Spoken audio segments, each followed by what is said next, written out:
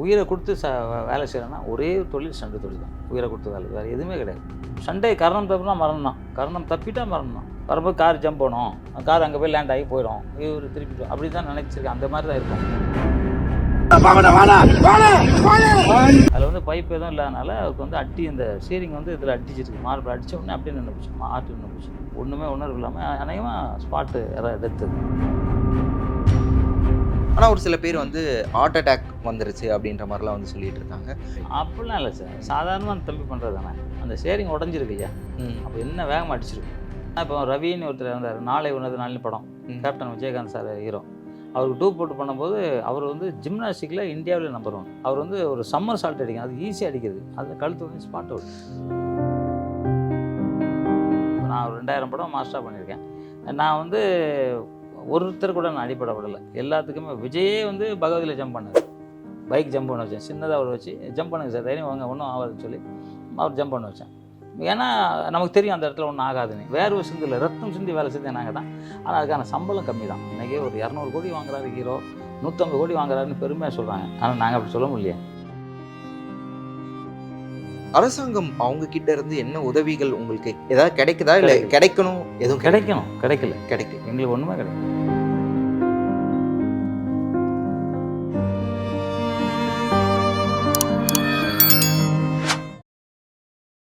வணக்கம் சார். வணக்கம் சார். இன்னைக்கு ஜூலை 14, தமிழ் சினிமாவில் மறக்க முடியாத ஒரு நாள் அப்படின்னு கூட சொல்லலாம். ஒரு பக்கம் நம்ம சரோஜாதேவி மேம் அவங்களும் இறந்துருக்காங்க, இன்னொரு பக்கம் ஸ்டண்ட் மாஸ்டரான car stunt master SM Raju அவர்களும் வந்து இறந்துருக்காங்க ஸ்டண்ட் பண்ணும்போது. ஸோ இந்த ஒரு விஷயம் கேள்விப்பட்டீங்களா? எப்படி இருக்குது சார்? எனக்கு ஃபஸ்ட்டு வந்து நம்ம ஸ்டன் நடிகர் அவர் இறக்கும்போது தான் கேள்விப்பட்டேன். பகீர் இருந்துச்சு. இந்த காலத்தில் இது தேவையில்லையே. ஏன்னா அந்த காலத்தில் நாங்கள் ஒரு 50-52 வருஷத்துக்கு முன்னாடி இந்த மாதிரி இது கிடையாது. இப்போ சிஜியில் எல்லா ஒர்க்கும் பண்ணலாம். அப்போலாம் உண்மையிலேயே நாங்கள் அடிச்சுட்டு மோதிட்டு தான் கிடப்போம். 2வது மாடியாக உடச்சிட்டு வரும், 3வது மாடியாக உடச்சிட்டு வரும், உடச்சி வருமா, உடச்சி உண்மையாக தான் விடுவோம், வேறு எதுவுமே இல்லை. பைக்கு அப்படி தான் ஜம்ப் பண்ணுவோம். கண்ணாடி ஒரிஜினல் கிளாஸ், இப்போலாம் சுகர் கிளாஸ் ஒன்று original class, fire shirt original fight. ஏன்னா கோணியை மட்டும் கட்டிட்டு கொளுத்தி விட்டு எரியும். 150 ரூபா தான், 175 ரூபா சம்பளம், 175 ரூபா சம்பளம். அதுக்கு அப்படி பண்ணுவோம். ஏன்னா அப்போ வந்து வேறு இதே இல்லை.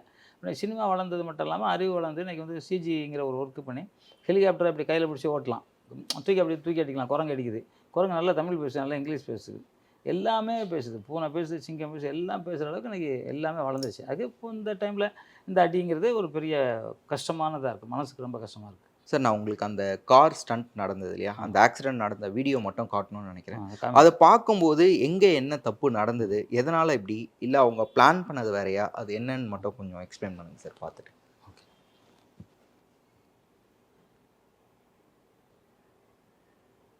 ஓகே, இதில் வந்து என்ன சார், எனக்கு தெரிஞ்சு இதில் வந்து அவங்க வந்து காரு மேலே ஜம்ப் பண்ணணும்னு நினச்சிருக்காங்க.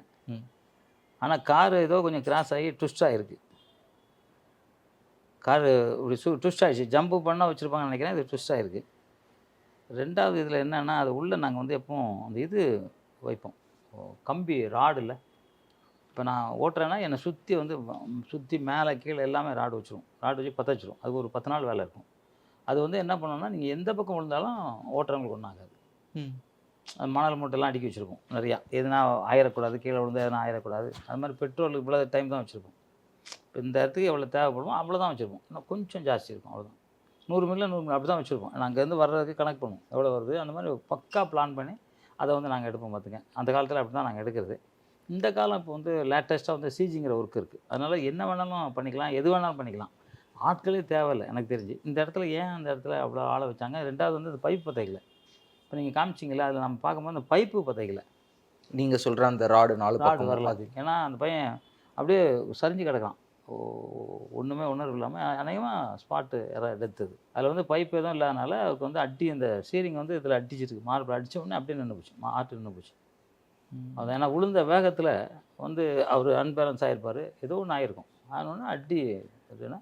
ஆனால் இப்போ வந்து ஏர் பேக் இருக்கும் கார்லெல்லாம், அது என்ன ஓல்டு காராக இருக்குமோ, அதனால் அந்த ஒன்று ஏர் பேக் வச்சுருக்கணும், அப்படி இல்லைனா வந்து அந்த ராடு பற்ற வச்சுருக்கணும். ஒரு பழைய காலத்து வண்டின்னு வச்சுக்கோங்க. ஆனால் நீங்கள் சொல்ல லேட்டஸ்ட் வண்டி இல்லையா, லேட்டஸ்ட் வண்டினா ஏர் பேக் இருந்திருக்கணும். ஆனால் அந்த காரில் ஏர் பேக் இல்லைன்னு நினைக்கிறேன். அப்படிதான் தெரியல. இல்லை இருந்துச்சுன்னா நமக்கு தெரியும்ல, அப்படியே ஒரு விரலில் கூட காயம் இல்லாமல் காப்பாற்றிருக்குமே. ஏன்னா எல்லாம் மலையிலேருந்துலாம் விழுந்து அதே காப்பாற்றுது. இது சும்மா ஒரு 10-12 அடி போயிருக்கு அவ்வளோதான். 10-12 அடிங்கும்போது ஈஸியாக அதை காப்பாற்றிருக்கோம். அது இல்லாமல் வண்டி அந்த ஏறும்போதே அது வந்து ட்விஸ்ட்டு அந்த மாதிரி எனக்கு தோணுது. ஏறும்போதே ட்விஸ்ட் ஆகிடுச்சு அது.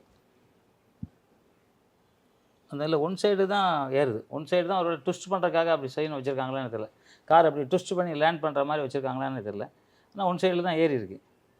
ஏறினோடனே பார்த்தீங்கன்னாக்கா அது வந்து பிறண்டுருச்சு. ஆனால் பற்ற வைக்கணும் எனக்கு தெரிஞ்சு. சார் இந்த வீடியோ பார்க்கும்போது உங்களுக்கு என்ன தோணுது சார்? அவங்க வந்து ட்விஸ்ட் பண்ணி ரோல் பண்ணி லேண்ட் ஆகும்னு நினச்சாங்களா? ஏன்னா நான் பார்க்கும்போது ஒரு இடத்துல குத்திருச்சு, குத்திட்டு கவுந்த மாதிரி இருக்கு வண்டி வருது. ஆனால் இவங்க கார் எதிர்த்தாப்புல ஒரு கார் அவர் ஓவர்டேக் பண்ணி ஜம்ப் பண்ணணும்னு நினச்சிருக்காங்க அப்படின்னு நான் நினைக்கிறேன். எனக்கு தெரிஞ்சதுன்னா வரும்போது கார் ஜம்ப் பண்ணணும், கார் அங்கே போய் லேண்ட் ஆகி போயிடும், இவர் திருப்பிட்டு அப்படி தான் நினச்சிருக்கேன். அந்த மாதிரி தான் இருக்கும். இந்த இடத்துல ட்விஸ்ட் பண்ணுறதுக்கு வேறு வழியே இல்லைல்ல. ஏன்னா ஏதோ ஒரு வண்டி மோதிச்சுன்னா அந்த வண்டியில் அன்பேலன்ஸில் ட்விஸ்ட் ஆகலாம். இவராக தானே வந்து கார் மேலே போகிறாரு. அப்போ வந்து ட்விஸ்ட்டு கிடையாது, இது நேரே போகிறது தான். 2 விஷயம். ஒன்று வந்து ஒரு வீல் ஏறி இருக்குது, ஒரு வீல் ஏறலை, அது ஒரு இது. 2வது வந்து அந்த உள்ளே வந்து பார் பற்ற வைக்கணும். பார் வந்து பற்ற வைக்கணும், எப்படியா இருந்தாலும் பற்ற வைக்கணும். அது பற்ற வைக்கல. அதுதான் அந்த டெத்துக்கு அதுதான் காரணம்னு நான் நினைக்கிறேன். Okay sir. இப்போது நீங்கள் சொன்னது தான், நாங்கள் பண்ணும்போதெல்லாம் ராடு பற்ற வைப்போம் 4 பக்கம். ஸோ அதில் வந்து அதுவும் இல்லாமல் மணல் மூட்டைலாம் அடிக்க வைப்போம். இதனால் சேஃப்டி பெருசாக இருக்கும். இன்னொன்று வந்து ஏர் பேக்கும் இருந்திருக்கும். பட் இதில் பார்க்கும்போது அந்த மாதிரி எதுவுமே இல்லைன்னு. சப்போஸ் இந்த மாதிரியான சேஃப்டி அண்ட் ப்ரிகாஷன்ஸ் இருந்திருந்தா இன்னைக்கு எஸ்எம் ராஜு அவர்களோட உயிரிழப்பு இருந்திருக்கு. இது கண்டிப்பாக நான் சொல்கிறேன், அது இறந்துருக்க வாய்ப்பு இல்லை. ஏன்னா இன்றைக்கி எல்லாமே வசதிகள் இருக்குது. மண்ணைக்கு நாங்கள் போன வசதிகள் இல்லை. கண்ணாடி உடைக்கணும்னா ஒரிஜினல் கண்ணாடி தான் உடைப்போம். இப்போ இருக்க மாதிரி சுகர் கிளாஸ் கிடையாது. 2 கல்லை வச்சுக்குவோம், அங்கே வந்து ஓடி வந்து புயல் மாதிரி அடிப்போம், அடித்து உடஞ்சி போய் அந்த பக்கம் விடுவோம். ஒன்று இல்லைன்னா அந்த நீட்டிக்கிட்டுலாம் வயிற்றில் குழச்சி அப்படியே குடல் வரைக்கும் தொண்டை வரைக்கும் கிழிச்சிடும். போகிற வேகத்தில் இங்கேருந்து கிழிக்கும், அப்படியே கிழிச்சு குடல்லாம் கொட்டிடும். அப்படிலாம் நிறைய பேர் சேர்த்துருக்காங்க.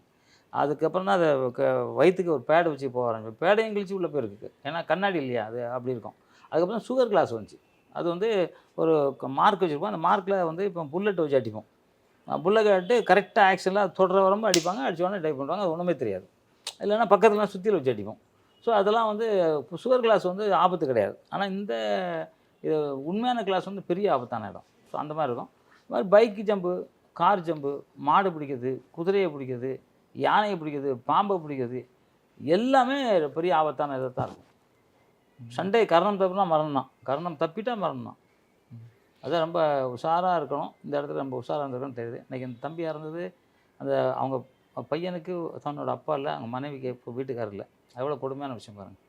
தவிர்த்திருக்க பண்ணணும்னு நான் நினைக்கிறேன். சார் இப்போ ஆனால் எஸ்எம் ராஜு அவர்கள் பற்றி பேசும்போது அவர் இந்திய சினிமாவில் இருக்கக்கூடிய one of the best number 1 car jump அப்படின்னு சொல்கிறாங்க சார். அவர் இதுக்கு முன்னாடி இன்னாசி பாண்டியன், அதாவது வந்து டைரி படம் எடுத்தார், இப்போ புல்லட் படம் எடுத்துட்டு இருக்காரு. ஸோ அந்த படத்துலையும் இவர் இந்த மாதிரி ஒரு கார் ஜம்ப் பண்ணியிருக்காரு. அந்த வீடியோ நான் உங்களுக்கு காட்டுறேன் பாருங்களேன். அந்த வீடியோவில் பார்த்தீங்கன்னா அவர் அதே மாதிரி தான் ஏதோ ஒரு கார் பயங்கரமாக அடிபட்டிருக்கு. அந்த கார்ல இருந்து அவர் நல்லபடியாக தான் வராரு. ஏன்னா இப்போ நீங்கள் சொல்கிறீங்க, ஏன் இந்த காரில் அந்த ராடு பற்ற வைக்கல, இல்லை ஏர் பேக் இல்லை, மணல் மூட்டை இல்லை அப்படின்றீங்க. பட் இவ்வளோ விஷயங்கள் தெரிஞ்ச அவர் எப்படி இந்த ஸ்டண்ட்டுக்கு ஒத்துக்கிட்டாருன்னு ஒரு கேள்வி சார். அது மட்டும் எனக்கு புரியல, என்னன்னே புரியல எனக்கு. விதி அவங்க எல்லாரும் மதியம் மாற்றிருச்சா?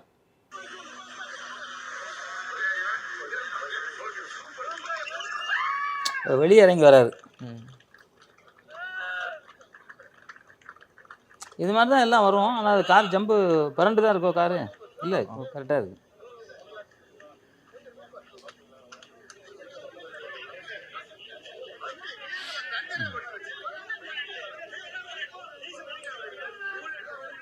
ஏன்னா நான் ஏன் இந்த வீடியோ உங்களுக்கு காட்டுறேன் அப்படின்னா, ஸோ இதுவும் அதே மாதிரியான ஒரு கார். இது வந்து கார் பற்ற வச்சுருப்பாங்க. ஸோ இல்லைன்னா இதே மாதிரி தான் ஆயிருக்கும். அது நமக்கு ஆக்சிடென்ட் தெரில. பட் ஆனால் எந்திரிச்சு அவர் வெளியே வராரு, நல்லபடியாக வராரு. Okay sir. கார் ஸ்டண்ட் அப்படின்ற ஒரு பர்சன் அப்படின்னும் போது இந்த கார் ஸ்டண்ட் பண்ணும்போது அவருக்கே தெரிஞ்சிருக்கும், ஏன்னா அவ்வளோ வருஷம் எக்ஸ்பீரியன்ஸ்டு இருக்குது. விஷால் அவர்களுமே சொல்லியிருக்காரு, என் கூட நிறைய படங்கள் நிறைய ரிஸ்கியான ஷார்ட்ஸ்லாம் வந்து பண்ணியிருக்காரு. அப்பேற்பட்டவர் இன்னைக்கு நம்மளை விட்டு பிரிஞ்சுட்டாருன்னு போது கஷ்டமாக. ஏன்னா அப்பேற்பட்ட ஒரு எக்ஸ்பீரியன்ஸ்டான ஒரு பர்சன் ஒரு சேஃப்டி ப்ரிகாஷன்ஸ் இல்லாமல் ஓட்டியிருக்க மாட்டாருன்னு எனக்கு தோணுது. அவர் ஓட்டுக்கு வாய்ப்பு இல்லை. என்னன்னா இப்போ ரவின்னு ஒருத்தர் இருந்தார், நாளை உனது நாளின் படம், கேப்டன் விஜயகாந்த் சார் ஹீரோ. அவருக்கு 2 போட்டு பண்ணும்போது அவர் வந்து ஜிம்னாஸ்டிக்கில் இந்தியாவில் நம்பர் 1. அவர் வந்து ஒரு சம்மர் சால்ட் அடிக்கும், அது ஈஸியாக அடிக்குது, அதில் கழுத்து வந்து ஸ்பாட் அவுட். ஓகே, நம்பர் 1 அவர் இந்தியாவிலே நான் சொல்கிறேன். அவர் மாதிரி ஜிம்னாஸ்டிக் பண்ணவே முடியாது, அனுப்பிட்டார். அதான் சொல்ல முடியாது. இப்போ நம்ம அவர் தம்பி வந்து எல்லா இதுலேயும் நிறையா படம் பண்ணியிருக்காரு, நிறையா நல்ல ஒர்க்கர், எந்த மாற்று கருத்தும் கிடையாது. ஏதோ ஒன்று பாருங்கள், இன்றைக்கி ஒரு உயிர் எவ்வளோ பெரிய திறமைசாலி, இது மாதிரி ஒரு திறமைசாலி எனக்கு கிடைப்பாரா? எவ்வளோ இது பாருங்கள், அவர் அசால்ட்டாக ஒரு ஒரு கணம் உள்ள இந்த கணத்தில் உயிர் போச்சு. அதான் பைப் புதைச்சா அதில் ஆபத்து ரொம்ப கம்மி, ஆபத்து கிடையாது. சார் இப்போ ஸ்டண்ட் யூனியன்ல இருந்து எஸ்எம் ராஜு அவர்களுக்கு என்னென்ன உதவிகள் பண்ணுவாங்க? சார் அவங்க குடும்பத்துக்கு கொஞ்சம் தேவையான ஒரு அமௌண்ட்டை கொடுக்கும், எங்கள் ஸ்டண்ட் யூனியன் கொடுக்கும். அப்புறம் நமக்கு தெரிஞ்ச மாஸ்டர்ஸுங்க ஒரு பெரிய அமௌண்ட்டாக கொடுப்பாங்க. இது யார் இருந்தாலும் சரி, அவங்க குடும்பத்துக்கு எங்கள் ஸ்டண்ட் யூனியன் தாய் உள்ளத்தோட முதல் வந்து உதவி பண்ணுறது ஸ்டண்ட் யூனியன் தான். வர்ற செகண்ட் சண்டேயில் உடனே கூப்பிட்டு அவங்க ஃபேமிலி கூப்பிட்டு கொடுத்துருவாங்க. ஓகே சார், இப்போ சமீபத்தில் நிறைய விஷயங்கள் இந்த மாதிரி பார்த்துட்ருக்கோம். கார்த்தி அவங்களுடைய சர்தார் படத்துலையும், சர்தார் 2 ஷூட்டிங் ஸ்பாட்லையும் அந்த மாதிரி ஒரு தம்பி இறந்துட்டாப்லாம். ஸோ இந்த மாதிரி நடக்குது. அது வந்து அசால்ட்டு அது எனக்கு தெரிஞ்சு. ஏன்னா அது வந்து பிரேக் விட்டு எல்லாம் சாப்பிட போயிட்டாங்க, பேக்கப் பண்ணிட்டாங்க, பேக்கப் பண்ணி சாப்பிட போயிருக்காங்க. இந்த தம்பி மட்டும் ஏறி மேலே போய் ரோப் ஆக்குறேன்னு போய் கீழே விழுந்துட்டாப்புல. அப்போ நான் இப்போ சமீபத்தில் அது இது அப்படி இல்லை, இது வந்து பயங்கர ரிஸ்க்காக பண்ணி இறந்துருக்காரு. எனக்கு தெரிஞ்சு ஒன்று பைப் பற்ற வச்சுருக்கணும், இல்லை அந்த சேஃப்டிக்கு அந்த ஏர் பேக் எடுத்துருக்கணும். இந்த ரெண்டும் இல்லாதனால தான் உயிர் போயிருக்கு. இல்லைனா இது சிஜியில் பண்ணியிருக்கலாம். சார் இப்போ சினிமா பிரபலங்கள் பல பேரும் இப்போ வந்து இன்னாசி பாண்டியன் அவர்கள் சொன்ன, விஷால் அவர்கள் சொல்லியிருந்தேன். இது மட்டும் இல்லாமல் மாரி செல்வராஜ் அவர்களுமே வந்து சொல்லியிருந்தாங்க. வாழை படத்தில் வந்து அந்த கிளைமேக்ஸ் அந்த லாரியை வந்து கவுத்து அவ்வளோ ரிஸ்கான ஒரு ஷாட் எடுத்தவர் எஸ்எம் ராஜு அவர்கள் அப்படின்னு சொல்லியிருந்தாங்க. ஸோ நீங்கள் அவர் கூட பழகிருக்கீங்களா? அவர் கூட ஒர்க் பண்ணியிருக்கீங்களா? இல்லை, நான் இப்போ வந்து பண்ணியிருக்கேன், பழகிருக்கேன், ஒர்க் பண்ணியிருக்கேன். ரொம்ப நல்ல பையன், சாஃப்டான பையன். அதாவது இவ்வளோ ஒர்க் பண்ணுறதுக்கு அந்த அந்த ஒரு சொல்லுவாங்கள்ல, தூங்குறதுலாம் சொல்லுவாங்க, அதெல்லாம் இல்லாமல் ஓகே. ரொம்ப அவர் பேஸ் பார்த்தாலே தெரியும் உங்களுக்கு, ரொம்ப அன்பாக இருப்பார், எல்லார்ட்டையும் ரொம்ப அன்பாக இருப்பார். விதின்னு ஒன்று இருக்கோ ஒன்றுமே தெரில, சில நேரத்தில் அது நம்ப வேண்டியிருக்கு. இப்போ பார்த்து நீங்கள் சொன்னீங்களே, இவ்வளோ படம் பண்ணிவிட்டு இவ்வளோ படத்துக்கு ஒன்றும் ஆகாது, லாரியே அப்செட் பண்ணி ஒன்றும் ஆகாது, ஒரு கார் அப்செட் பண்ணி ஏதோ ஒன்று ஆகிருக்கு. இப்போ லாரியில் நம்ம எல்லாமே பற்ற வச்சு வச்சுருக்கோம், அப்படிலாம் சும்மாலாம் பண்ணவே மாட்டோம். ஏன்னா பண்ணால் உயிருக்கு ஆபத்து. இப்போ நான் ஒரு 2000 படம் மாஸ்டராக பண்ணியிருக்கேன். நான் வந்து ஒருத்தர் கூட நான் அடிப்படப்படலை, எல்லாத்துக்குமே. விஜயே வந்து பகவதியில் ஜம்ப் பண்ணார், பைக் ஜம்ப் பண்ண வச்சேன், சின்னதாக அவர் வச்சு ஜம்ப் பண்ணுங்க சார், தைரியம் வாங்க, ஒன்றும் ஆகாதுன்னு சொல்லி அவர் ஜம்ப் பண்ண வச்சேன். ஏன்னா நமக்கு தெரியும் அந்த இடத்துல ஒன்றும் ஆகாதுன்னு, அதுன்னா இல்லைன்னா பண்ண விட மாட்டேன். அப்போ இவர் வந்து நீங்கள் சொன்ன மாதிரி அவர் நமக்கு எல்லாம் தெரியும் அப்படின்ட்டு பண்ணால் கூட பண்ண முடியாது. எது தெரிஞ்சாலும் நீர், நெருப்பு, காற்று இவங்ககிட்டலாம் போராடவே முடியாது. நெருப்புக்கிட்டேன்னு போராட முடியாது, காற்றுக்கிட்டேன்னு போராட முடியாது, தண்ணிக்கிட்டேன்னு போராட முடியாது. எவ்வளோ நீச்சல் தெரிஞ்சு தண்ணியில் அடிச்சுட்டு போயிடும். பயரம் விட்டான், பயிர் சர்வீஸ் இன்றைக்கி பாருங்கள், நான் நேற்று தான் நடந்துச்சு இந்த திருவள்ளூரில் ஒரு இது ரயில்வே ட்ராக்கில் அடிச்சிச்சா, என்ன ஆச்சு? ஒரு பக்கத்தில் கூட போக முடியல. அதான் அதுக்கிட்டலாம் இயற்கையிட்ட இது வந்து நம்ம கொஞ்சம் இன்னும் கொஞ்சம் பண்ணியிருக்கணும். எல்லாத்துக்கும் மேலே அந்த பைப் பற்றைகளை, நான் அந்த ஆக்சிடென்ட் அந்த தம்பியை தூக்கும்போது பார்த்தேன், பைப் இல்லை, எதுவுமே இல்லாமல். சார் இப்போது சினிமா பிரபலங்கள் எல்லாரும் பேசிகிட்டு இருக்காங்கன்னு சொன்னோம். ஆனால் அந்த படத்தோட குழுவினர்கிட்ட இருந்து இன்னும் எதுவும் வரலை. ஆனால் ஒரு சில பேர் வந்து ஹார்ட் அட்டாக் வந்துருச்சு அப்படின்ற மாதிரிலாம் வந்து சொல்லிகிட்டு இருக்காங்க. ஏன்னா இவ்வளோ ஸ்டண்ட்ஸ் பண்ணவர் திடீர்னு இந்த ஸ்டண்ட் பண்ணும்போது திடீர்னு ஒரு ஹார்ட் பீட்டு ஏறி அந்த மாதிரி ஏதாவது பெயின் வந்திருக்கும்னு நினைக்கிறீங்களா? அப்படிலாம் இல்லை சார், சாதாரணமாக அந்த தம்பி பண்ணுறது தானே. இது வந்து ஒரு நம்ம நடந்து போகிற மாதிரி அவர் நடந்து போகிறது, அவ்வளோதான். அவர் காருக்கு அவர் தான் அந்த மாதிரி. அந்த ஸ்டேரிங் உடஞ்சிருக்கு இல்லையா, அப்போ என்ன வேகமாக அடிச்சிருக்கும். அதான் அந்த மணலில் குத்துல அது உடஞ்சி ஹார்ட்டில் அடிபட்டுருக்கு. அப்புறம் வந்து அவங்க எல்லாரும் ஃபீல் பண்ணிக்கிட்டு இருப்பாங்க சார், யார் பேசுகிறதுங்கிற வருத்தம் இருக்கும் எல்லாருக்குமே. இப்போ நம்ம பேசிக்கிட்டு இருக்கோம், ஆனால் அவங்களுக்கு வந்து நேரில் பார்த்தாங்கல்ல, அந்த இதை தாங்க முடியாதுல்ல எல்லாரும். அதனால் அவங்க என்ன சொல்கிறாங்கங்கிறதுலாம் நம்ம சொல்ல முடியாது. எல்லாருக்கும் அந்த வருத்தம் இருக்கும், நமக்கே அந்த வருத்தம் இருக்குது. இப்போ நீங்கள் வந்து அவங்கள்ட்ட பழகவே இல்லை, உங்களுக்கே அந்த ஃபீல் இருக்குது, எனக்கு ஃபீல் இருக்குது, பார்க்குறவங்க எல்லாமே ஃபீலாக கேட்குறாங்க. அப்படிங்கும்போது வருத்தத்தில் அவங்க பேசாமல் இருப்பாங்க நான் நினைக்கிறேன். பேசுவாங்க, என்னென்னு பேசுவாங்க, ஒரு நல்ல தொகையை அவங்க வீட்டுக்கு கொடுப்பாங்கன்னு நினைக்கிறேன். வேட்டும் படத்தோட குழு கண்டிப்பாக கொடுப்பாங்க. ஏன்னா எல்லாமே நல்ல ஒர்க்கர்ஸ், நல்ல நல்ல மனிதர்கள், கண்டிப்பாக கொடுப்பாங்க. எங்கள் யூனியனும் கொடுக்கும், எல்லாரும் கொடுப்பாங்க, நாங்கள் எல்லாமே கொடுப்போம் சார். அண்ட் பேசும்போது வந்து சொல்லியிருந்தீங்க சிஜி நிறைய டெக்னாலஜி இருக்குது, அதை வச்சே பண்ணிக்கலாம், ஏன் இது தேவையில்லாத ஒரு விஷயம் அப்படின்னு சொல்கிறீங்க. ஏன் எல்லோரும் இந்த மாதிரி ஒரு ரிஸ்கியான ஷார்ட்ஸ்க்கு ஸ்டண்ட் மாஸ்டரை யூஸ் பண்ணணுன்னு நினைக்கிறாங்க? ஏன்னா சிஜி போனால் காசு அதிகம்னு நினைக்கிறாங்களா, இல்லை என்ன சார்? இருக்கலாம், காசு ஜாஸ்தி. ஆனால் இது அப்படி நினைக்கிற கம்பெனி இல்லை, நல்ல பெரிய கம்பெனி, எல்லாமே நல்ல ஸ்ட்ராங்கான கம்பெனி. அப்படிலாம் சிஜி பேர் அதெல்லாம் இப்போ சிஜிலாம் ஈஸியாக தானே இருக்குது, முன்னாடி மாதிரிலாம் இல்லையா. முன்னாடி தான் ஒரு ரோப்பு அழிக்கிறதுக்கே ஒரு பெரிய அமௌண்ட்டு, இப்போ ரோப்பு அழிக்கிறதுக்கு 650 ரூபா என்னமோ தான், அவ்வளோதான் ரோப்பு அழிக்கிறதுக்கு. அதனால் முன்னாடி மாதிரிலாம் கிடையாது, இப்போ ஈஸி தான். எதுக்காக அப்படி எடுத்தாங்கங்கிறது தெரியல. தம்பி நல்லா பண்ணுறது, ரொம்ப சாதனை பண்ணவர் அவர். சும்மா ஏதோ புது பையன்லாம் இல்லை, சாதனை பண்ணவர். அது எப்படி தெரியல. இப்போ அதான் நீங்கள் இப்போ கேட்டோன்னே எனக்கு ஒரு ஞாபகம் வருது. இப்போ வந்து ரூ. 500 கொடுத்தா சன் டிவி மெம்பர் கார்டு கொடுக்குறாங்க, புதுசாக ஆரம்பிச்சு. ரூ. 1000 கொடுத்தா டைரக்டர் கார்டு கொடுக்குறாங்க, ரூ. 2000 கொடுத்தா ப்ரொடியூசர் கார்டே கொடுக்குறாங்க. இதெல்லாம் நம்பி வாங்க வேண்டாம். ஏன்னா வாங்கிக்கிட்டாங்கன்னா இந்த மாதிரி பாருங்கள், இவ்வளோ நாள் திறமையான ஒரு நடிகர் ஆனால் ஒரு செகண்டில் உயிர் போயிடுச்சு.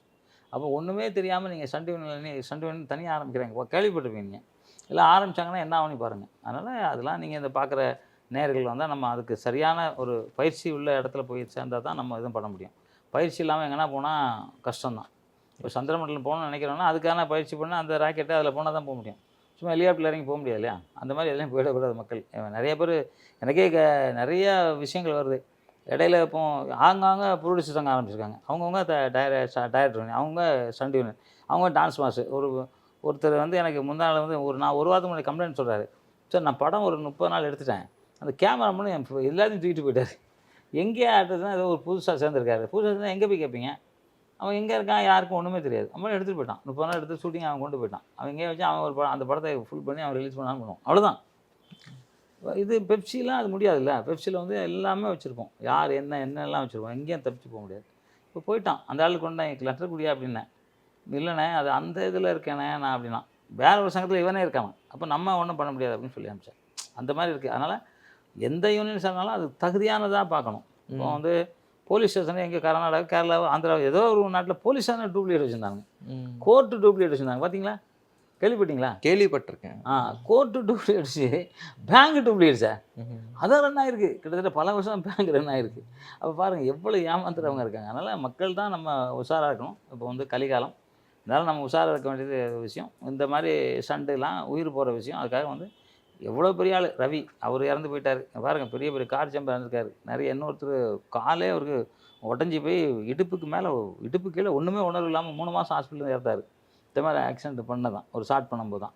இது மாதிரி நிறையா நடக்குது. அதனால் எல்லாத்துலேயும் உஷாராக இருக்கணும். நீங்கள் கேட்டதுக்கு பயிற்சி, முயற்சி, அந்த இடம் நல்ல இடம் தானா அப்படி பார்த்து போகணும். ஏன்னா அந்த காலத்தில் பாத்திரம் இருந்து பிச்சை போடுனாங்க. இப்போ வந்து பாத்திரம் இருந்து தான் நீ போகணும். யார் நல்லா வேணா கேட்டவனா, இவன்ட்ட என்ன திறமை இருக்குது, திறமை இல்லாதவன்ட்ட நம்ம போய் சேர்ந்து என்ன பண்ணுறது, பணத்தை கொடுத்து ஏமாந்துருவோம் அப்படின்னு நினைக்காம இருக்கணும். உங்கள் சேனல் மூலிமா எல்லாருக்கும் போய் சேரட்டும். Okay sir. இப்போ பொதுவாகவே எல்லாரும் சொல்லுவாங்க, நான் உயிரை கொடுத்து உழைக்கிறேன். ஆனால் அது எனக்கு தெரிஞ்சு ஸ்டண்ட் யூனியனுக்கு தான் அந்த இது சேரும்னு நினைக்கிறேன். ஏன்னா உண்மையாகவே உயிரை கொடுத்து உயிரை பணைய வச்சு, சரியான கேள்வி, உடம்பு செலுத்து போச்சு. ஓகே, உயிரை பணைய வச்சு தான் நீங்கள் வேலை செய்கிறீங்க. அதுக்கான ஊதியம் கிடைக்குதா? ஏன்னா நீங்கள் ஸ்டார்டிங்கில் சொன்னீங்க அப்போல்லாம் எங்களுக்கு 75 ரூபா, நாங்கள் 175 ரூபா கோணி பையில நெருப்பு இது பண்ணிப்போம், கிளாஸுன்ட்டு. இப்போ அந்த ஊதியம் கிடைக்குதா சார்? இப்போ இருக்கக்கூடிய அன்பரியு மாஸ்டர்ஸ் ஆகட்டும், சில்வா மாஸ்டர்ஸ் ஆகட்டும், ஸோ அவங்களுடைய ஒவ்வொரு ஃபைட்டர்ஸ்க்கும் எப்படியும் உங்களுக்கு கான்டாக்ட் இருக்கும். எல்லாருமே ஒரு அசிஸ்டன்ட் அந்த மாதிரி தானே வந்திருப்பாங்க. ஸோ எல்லாருக்குமே அந்த மாதிரியான ஊதியம் கிடைக்குதா தெரிஞ்சு? இல்லை சார், இப்போ 5000 ரூபாய் தராங்க. 2 நாளைக்கு. என்ன காசு அது? இன்றைக்கி வந்து நெற்றி வேர்வை நிலத்தில் விழுந்து நாங்கள் உழைச்சோன்றாங்க. நாங்கள் ரத்தம் வேர்வை தரையில் விழுந்து நாங்கள் உழைக்கிறோம். எங்களுக்கு அந்த சம்பளம் தானே இல்லை, 5000 ரூபாய் தான் சம்பளம். அதே மாதிரி உயிரை கொடுத்து வேலை செய்கிறோன்னா ஒரே தொழில் சண்டு தொழில் தான். உயிரை கொடுத்து வேலை, வேறு எதுவுமே கிடையாது. வேறு ஏதாவது எப்போ நடக்கும் எங்களுக்கு தெரியும், நல்லா தெரியும். இப்போ பெங்களூர் பேலஸ் வந்து டைவ் பண்ண சொல்கிறாங்க, வேறு வழியில் நான் டைவ் பண்ணுறேன், கை உடையுது எனக்கு. 6 மாதம் கையை திருப்ப முடியல, வேலை செய்யணும். அப்போ திருப்பி வந்து ஃபயர் ஸ்டார்ட் பண்ணுறேன், ஆக்சிடென்ட் ஆகுது. திருப்பி ஒரு ஆக்சிடென்ட் ஆகுது. திருப்பி இடுப்பில் L1, L2, L4, L5 accident ஆகுது. இதனால் நான் வேலை செய்கிறேன், வேறு வழி இல்லை எங்களுக்கு, அதுதான் தொழில். அதனால் உயிரை கொடுத்து வேலை செய்கிறது எங்கள் தொழில் தான். அதில் எந்த மாற்று கருத்தும் இல்லை. ரத்தம் சிந்தி வேர்வை சிந்தி இல்லை, ரத்தம் சிந்தி வேலை செய்து நாங்கள் தான். ஆனால் அதுக்கான சம்பளம் கம்மி தான். இன்றைக்கி ஒரு 200 கோடி வாங்குறாரு ஹீரோ, 150 கோடி வாங்குறாருன்னு பெருமையாக சொல்கிறாங்க. ஆனால் நாங்கள் அப்படி சொல்ல முடியலையே. நாங்கள் வந்து வெறும் 5000 ரூபாய்க்கு தானே வாங்கிட்டு இருக்கோம். சார் இப்போது ஓகே, சினிமா பிரபலங்கள், சினிமா உங்கள் யூனியன் சைடில் இருந்து ஒருத்தருக்கு ஒருத்தர் உதவியாக இருக்கீங்க, நிறைய விஷயங்கள் நடக்குது. அரசாங்கம் அவங்க கிட்ட இருந்து என்ன உதவிகள் உங்களுக்கு ஏதாவது கிடைக்குதா? இல்லை கிடைக்கணும் எதுவும் கிடைக்கல. எங்களுக்கு ஒன்றுமே கிடைக்கும். ஓகே, எங்களுக்குன்னு யாருக்கும் கிடைக்குதானே கிடைக்கும். ஓகே, சினிமாவில் எந்த இதுக்கும் கிராஃப்ட்டுக்கும் கிடைக்குதானே இல்லை. என்ன எங்களுக்கு அவார்டு தருவாங்க, ஒரு கலாய்மாமணி தருவாங்க, ஒரு தங்கப்பதக்கம் கொடுப்பாங்க, அதுதான் எங்களுக்கு அவார்டு. மற்றபடி பணம் வகையிலேயே அதில் எங்களுக்கு எந்த விதமான இதுவும் கிடையாது. அதுக்கு நீங்கள் வீடே வந்து நாங்கள் வந்து நிறையா பேருக்கு வீடு இல்லை கேட்கும்போது கலைஞர் ஐயா தான் வந்து அங்கே வீடு கொடுத்தாங்க, அது இப்போ கொடுத்துருக்காங்க. அது வந்து அந்த மாதிரி உதவி பண்ணியிருக்காங்க. ஓகே. ஆனால் அரசாங்கம் கிட்ட இருந்து உங்களுக்கு உதவி கிடைச்சா இந்த மாதிரியான உதவிகள் பண்ணால் நல்லா இருக்கும்னா என்ன இல்லை இருக்குது சார், இங்கே முதல்ல தமிழ்நாட்டில் ஒரு ஸ்டுடியோவே இல்லை. ம் நீங்கள் பாருங்கள், இப்போ நாங்கள் ஷூட்டிங் போனோம், சிஜிலாம் பண்ணோம்னா அங்கே ஹைதராபாத் தான் போகிறோம். ம் இங்கே இல்லை, ஷூட்டிங் இல்லை. அதாவது எனக்கு தெரிஞ்சு 78 இந்த மாதிரி வருஷத்துலலாம் வந்து அமிதாப் பச்சன்லேருந்து, தர்மேந்திராலேருந்து, ஹேமாமாலிலேருந்து எல்லா ஹீரோவும், என்டிஆர்லாம் அங்கே ஒரு தெருவில், என்டிஆர் தெருவுனே இருக்கு பாருங்கள், எல்லாம் இங்கே தான் இருந்தாங்க. ஏன்னா வேறு எங்கேயுமே ஸ்டுடியோ கிடையாது, இங்கே மட்டும் தான் ஸ்டுடியோ. எல்லா ஸ்டுடியோவும் மூடியாச்சு. ஏன் ஃபிலிம் சிட்டி அதை மூடியாச்சு, ஒன்றுமே இல்லை. எங்கே போய் ஷூட்டிங் எடுப்பீங்க? நாங்களாம் ஷூட்டிங் போனால் ஹைதராபாத் தான் போனோம், எல்லாம் கர்நாடகா போனோம், எல்லாம் கேரளா போனோம். அங்கெல்லாம் ஸ்டுடியோ இருக்குது, நம்மகிட்ட ஸ்டுடியோவே இல்லை. அது அரசாங்கம் ஒரு நல்ல பெரிய ஸ்டுடியோ கட்டி தரணும், ஒரு சிஜி வைக்கிறதுக்கான ஏற்பாடுகள் பண்ணோம். ஆனால் அரசாங்கத்தில் பண்ணி கொடுத்தா இங்கே யாரும் சரியாக பார்க்கல. போன வாட்டி எல்லாமே இருந்துச்சு, ஏதோ காரணம் விட்டாங்க. அம்மா வந்து இதை இதெல்லாம் விற்றுட்டு போயிட்டாங்க, போங்கடா அப்படின்ட்டு போயிட்டாங்க. அது எவ்வளோ இருந்துச்சு, குடிசை வீடு, பங்களா, ஹோட்டல்ஸு, இது மாதிரி அப்படி இருந்துச்சு அந்த இடம். இப்போ அதெல்லாம் இது பண்ணி விட்டாங்க, விட்டு இல்லை போச்சு. முதல்ல ஸ்டுடியோ இல்லை தமிழ்நாட்டில். தமிழ்நாட்டில் வந்து அத்தனை சினிமா தொழில் அங்கே இருந்தது போய் இன்றைக்கி வந்து ஒரு பறவை வச்சு எதனா ஷாட் எடுக்கணும்னா முன்னாடி இங்கே தான் அடையாரில். இப்போ வந்து கல்கத்தா போனோம் பர்மிஷன் வாங்குறதுக்கு, விட்டாங்க, இங்கேருந்து போயிடுச்சு. அதுதான் இது மாதிரி நிறைய விஷயங்கள் வந்து அரசாங்கம் பண்ணி தரணும். பிரதமர் ஐயாவும் வந்து இங்கே சினிமா தொழிலான தமிழ்நாடு இது. நான் ஆல்ரெடி நிர்மலா சீதாராமன் மினிஸ்டர் அவங்கள்ட்ட சொன்னேன், இங்கே வந்து பண்ணி கொடுங்க, எதுக்கு நீங்கள் இங்கே இருக்கலாம் ஷிஃப்ட் பண்ணுறீங்க அப்படிலாம் நான் கேட்டேன் அவங்ககிட்ட. மேடையிலே சொன்னேன், மேடையிலே அவங்க எனக்கு பதில் சொன்னாங்க. ஸோ அது வந்து பண்ணி கொடுத்தா நல்லாயிருக்கும். முதல்ல ஒரு ஸ்டுடியோ வேணும் தமிழ்நாட்டுக்குள்ளே. ஓகே சார், கண்டிப்பாக இந்த இன்டர்வியூ மூலிமா அது மக்களுக்கும் அரசாங்கத்துக்கும் போகும்னு நினைக்கிறேன். கூடிய சீக்கிரத்தில் அதுவும் நடக்கும். அண்ட் இந்த நேரத்தில் நம்ம எஸ்எம் ராஜு அவர்களுக்கு ஒரு 2 நிமிஷம் மௌன அஞ்சலி செலுத்தி. கண்டிப்பாக சார்.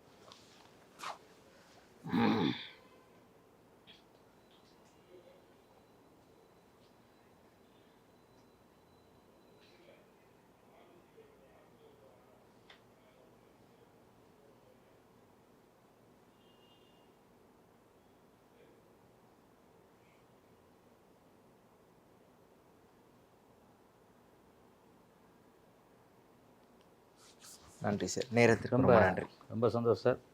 உங்கள் சேனல் மூலிமா ராஜுவங்க அவரோட என்ன கஷ்டப்பட்டார், நாங்கள் ஸ்டண்டில் எவ்வளோ கஷ்டப்படுறோம், அதுக்கு எங்களுக்கு என்ன ஊதியம்ங்கிறதெல்லாம் உங்கள் மூலிமா நான் சொல்லியிருக்கேன்.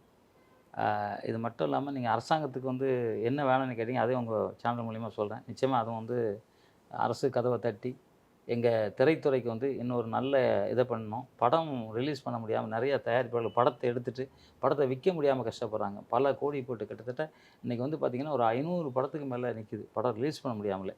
அது ரிலீஸ் பண்ண முடியல, காரணம் என்ன, தேட்டர் கிடைக்கல, ஏதோ ஒன்று கிடைக்காம இருக்குது. அதெல்லாம் வந்து அரசாங்கம், நாங்களும் சினிமாக்காரங்களும் வந்து அரசாங்கத்தோட ஒரு என்ன சொல்கிறது, அரசாங்கத்தில் இருக்கிற நாங்களும் ஒரு பிரஜை, அந்த மக்களோட மக்கள், நாங்களும் மக்கள் தான். அதில் எங்களுக்கு வந்து சில பேருங்களை சினிமாவில் இருக்காங்க, அப்படி இருப்பாங்கன்னு நினைக்கலாம். அதெல்லாம் கிடையாது. எத்தனையோ பேர் சாப்பாட்டுக்கு வழி இல்லாமல் எத்தனையோ பேர் ரோட்டிலலாம் படுத்துருக்காங்க. அவங்களுக்கெல்லாம் வந்து அரசாங்கம் வந்து ஒரு நல்ல இது, மக்கள் தானே அவங்களும், அவங்க மக்களுக்கும் நல்லது பண்ணணுங்கிறது உங்கள் சேனல் மூலிமா மனமாற நம்ம தமிழக முதல்வராக கேட்டுக்கிறேன். நன்றி, வணக்கம். நன்றி சார்.